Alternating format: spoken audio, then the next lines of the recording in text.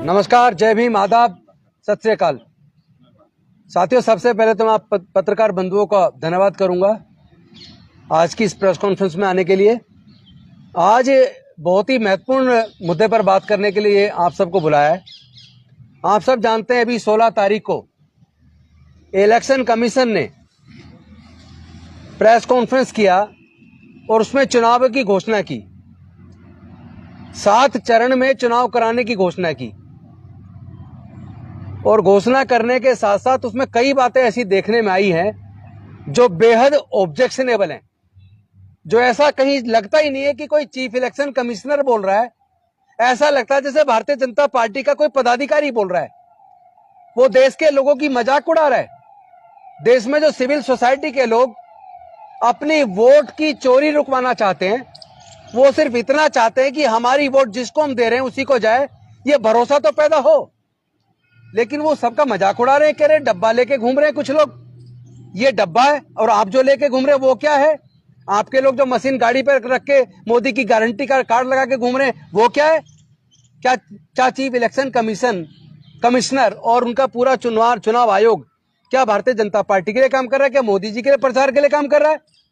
और उसमें जो चुनाव की घोषणा हुई है, ऐसे लग ही नहीं रहा कि वो निष्पक्ष रूप से निर्वाचन आयोग ने चुनाव की तिथियां तय की हो। ऐसे लगता है जैसे किसी भारतीय जनता पार्टी के कार्यकर्ता ने अपने आका के साथ बैठ के चुनाव की डेटें तय की हो और अपनी सहूलियत देखी हो कि कैसे उनके बड़े नेता पूरे देश में जाके अपने प्रचार को आगे बढ़ा पाए। और उसमें सबसे मजे की बात तो यह है कि जिन राज्यों में एक तरफा चुनाव या तो बीजेपी के खिलाफ होता है या जहां बीजेपी के फेवर में होता है, ऐसे राज्यों को चुनाव तो हो रहा है एक डेट में। और बाकी जो राज्य हैं जैसे उत्तर प्रदेश, जैसे बिहार, तेलंगाना, और इस तरह के जो बाकी राज्य हैं उनके अंदर 7 चरण तक में मतलब चुनाव हो रहे हैं। इसका मतलब क्या है 7 चरण का? 7 चरण का मतलब है मैनिपुलेशन करने का टाइम देना। आखिर ये चुनाव आयोग टाइम किसको देना चाहता है? और इसके साथ साथ एक पत्रकार ने उनसे एक सवाल कर लिया कि माननीय सर्वोच्च न्यायालय का एक निर्णय है कि जो हेट स्पीचेस दे उसके खिलाफ कार्रवाई होनी चाहिए। अब हेट स्पीचेस सबसे ज्यादा भारतीय जनता पार्टी के नेता दे रहे हैं, लेकिन इलेक्शन कमीशन के पास जैसे ही कोई कंप्लेंट हेट स्पीचेस की आती है, अगर वो कोई विपक्ष की पार्टी है तो उसके खिलाफ तुरंत कार्रवाई हो जाती है। लेकिन अगर भारतीय जनता पार्टी के कोई नेता हेट स्पीच दे रहे हैं, धर्म का इस्तेमाल कर रहे हैं, आर्मी का इस्तेमाल कर रहे हैं, तो उनके खिलाफ निर्वाचन आयोग कोई कार्रवाई नहीं करता है। मैं पूछना चाहता हूं, देश की जनता ये जानना चाहती है कि ये चुनाव आयोग क्या भारतीय जनता पार्टी के लिए काम कर रहा है? क्या लोगों की वोट की कोई वैल्यू है या नहीं है? आखिर 7 चरण में मतदान क्यों? और ऊपर से जो सर्वोच्च न्यायालय के अंदर अभी जो सुनवाई हो रही थी कि वीवीपैट से किस तरह काउंटिंग होनी चाहिए, क्या होना चाहिए, जिस तरह लोगों के अंदर एक संशय था कि वीवीपैट की पर्चियां निकले और वो उसको अपने हाथ से डब्बे में डाले, उनकी काउंटिंग हो, उस पर भी बड़ा मजाक बना दिया उन्होंने। क्या वो ग्राउंड क्या ले रहे? देखिए, वो कह रहे हैं increase VVPAT slips counting will require additional VCB, यानी उसके लिए अलग से और भी बूथ बनाने पड़ेंगे। It shall require larger counting halls which will pause a great difficulty, यानी और बहुत सारे हॉल्स की जरूरत पड़ेगी, बहुत सारे अलग अलग स्थान की जरूरत पड़ेगी, वो हमारे पास नहीं है। मजाक कर रहे हैं आप? 5 साल के लिए देश की जनता, देश को चलाने की सत्ता जिनको सौंपने वाली है, अगर उस चुनाव के रिजल्ट में 3-4 दिन लग जाए, और भी जगह का इस्तेमाल चुनाव में कर लिया जाए, और भी चुनाव के केंद्र बना दिए जाए, स्थापित कर दिए जाए, इसमें चुनाव आयोग का आपत्ति क्यों है? ऐसा कोई इंफ्रास्ट्रक्चर की भारत के अंदर कमी नहीं है, और ना काउंटिंग बूथ बनाने की कोई कमी है, ना काउंटिंग में जो लोग शामिल होंगे उसकी कोई कमी है। इतना बड़ा स्टाफ पूरे देश के अंदर है सरकारी कर्मचारियों का। मैं समझता हूं कि इन सारी बातों से, चूंकि एक और बात उन्होंने कहा, the counting of VVPAT slips is not like a counting a ballot papers as the size of VVPAT slips is 9.9 centimetre and 5.6 centimetre and is of thermal paper coated with chemical to ensure intention of print for longer period of more than time 5 years. That makes it little sticky. It takes around 1 hour to count the VVPAT slips of one VVPAT, as it is not easier to count the ballot paper due to stickiness. यानी वो कह रहे कि एक machine को की पर्चियों को काउंट करने में 1 घंटा लगेगा। अरे मैं कहता हूं चाहे 4 दिन लगे, इसमें दिक्कत क्या है? लोग सिर्फ इतना चाहते हैं, अगर आप बैलेट पेपर से चुनाव नहीं करा रहे, जिद पे ही अड़े हो, और आप ईवीएम से ही चुनाव कराओगे, तो कम से कम इतना तो कर दो कि उसकी पर्ची निकले, उसके हाथ में आ जाए। प्रिंटर लगाओ ना आप, ताकि उसकी स्याही ना उड़े, उसके हाथ में पर्ची आए और उस पर्ची को अपने हाथ से बैलेट पेपर में डाले, और फिर सारी 100% उन पर्चियों की भी गिनती हो जाए। चुनाव का रिजल्ट अगर 2 दिन में नहीं 3 दिन में, जब आप 7 चरण में चुनाव करा सकते हो, 2.5 महीने तक को मॉडल कोड ऑफ कंडक्ट लगा रहेगा, 2.5 महीने तक चुनाव प्रचार चलेगा, तो अगर काउंटिंग में 10 दिन लग जाए, वैसे तो 3 दिन का काम है, अगर काउंटिंग भी करा दे तो 3 दिन के अंदर हो जाएगी।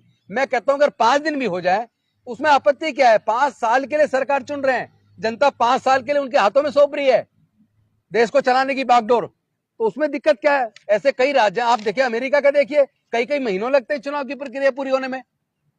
तो इससे ये शक जाहिर होता है कि election commission free, fair, transparent चुनाव कराना ही नहीं चाहता। वो बीजेपी के बिहेस्ट पे काम कर रहा है, उनके इशारे पे कर रहा है। अब मैं चाहूंगा कि सूरज मंडल जी आगे इस संदर्भ में आगे बताएंगे।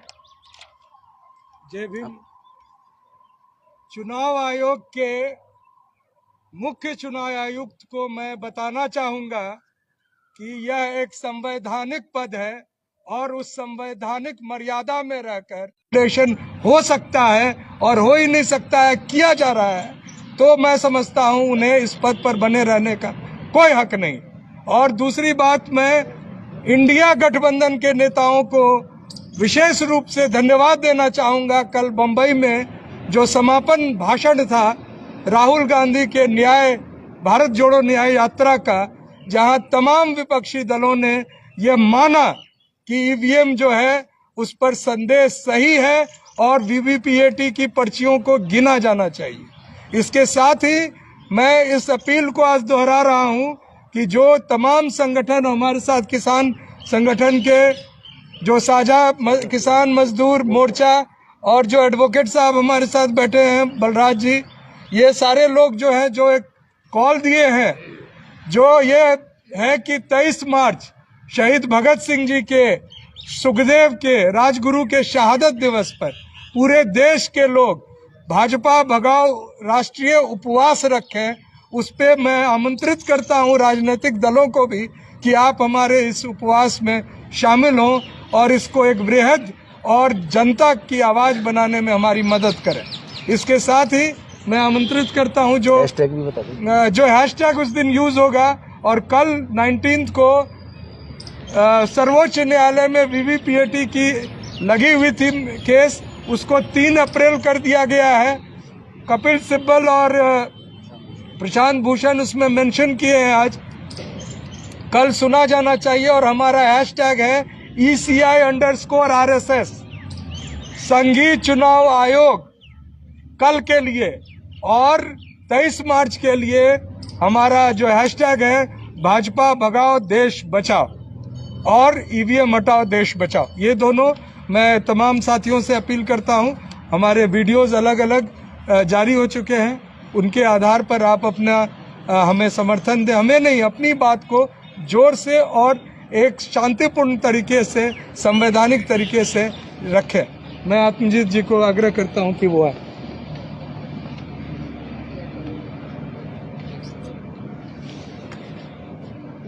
आज का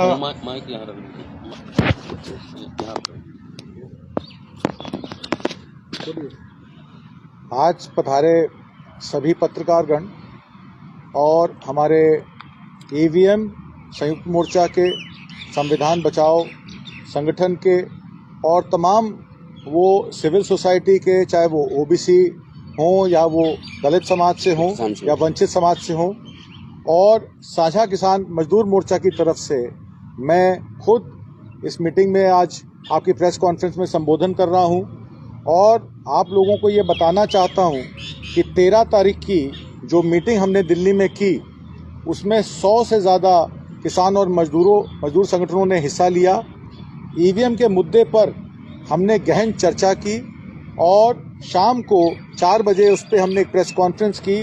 उसमें हमने ये कहा था कि सारे देश के किसान, मजदूर और वंचित समाज के लोग ईवीएम को लेकर ईवीएम हटाओ, देश बचाओ, और इस पे हम लोगों ने साझा बात की थी।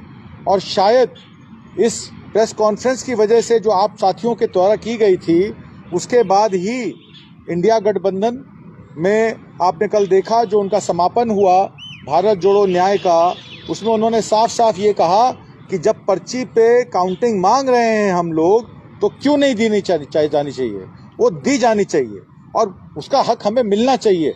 हम उसका हक आपसे मांग नहीं रहे हैं, आपको बता रहे हैं कि अगर आप वो हक हमें नहीं देंगे तो हम अपने संविधान का हक, अपने वोट का हक, अपने इलेक्शन का वोट डालने का, मतदाता का हक आपसे ले लेंगे।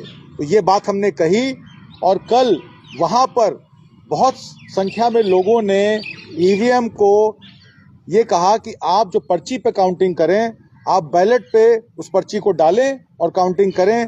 जो हमारे साथी ने भी ये कहा कि जो ईवीएम में वीवीपैट मशीनें हैं वो पर्याप्त साधन में नहीं हैं, तो मेरा आप लोगों से कहना है कि जब वो पर्ची बैलेट में डल जाएगी तो वो वीवीपैट वहाँ से फ्री हो जाएगा।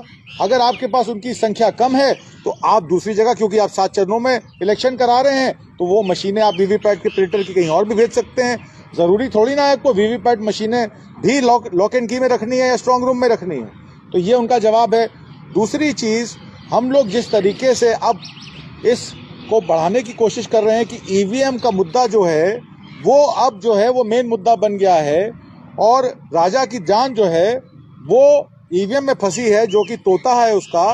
तो ये लोग छटपटा रहे हैं और हमारे ही कुछ लोगों को इधर उधर भेज के उनको इलेक्शन लड़वा कर उनको किस तरीके से एंगेज करने की कोशिश कर रहे हैं। तो हम ये बताना चाहते हैं कि आखिरी आदमी भी यहाँ खड़ा होगा से काउंटिंग कराने की अगर नहीं अनाउंसमेंट की तो हम आपका भी घेराव करेंगे और इलेक्शन कमीशन ऑफ इंडिया और state election commission of India के किसी भी पदाधिकारी को हम वहां पे काम नहीं करने देंगे, बूथ पे ईवीएम नहीं करने देंगे। और कुछ हमारे संगठनों का ये भी कहना था कि अगर जबरदस्ती की जाएगी तो हम उस बूथ को सील कर देंगे और चुनाव नहीं होने देंगे।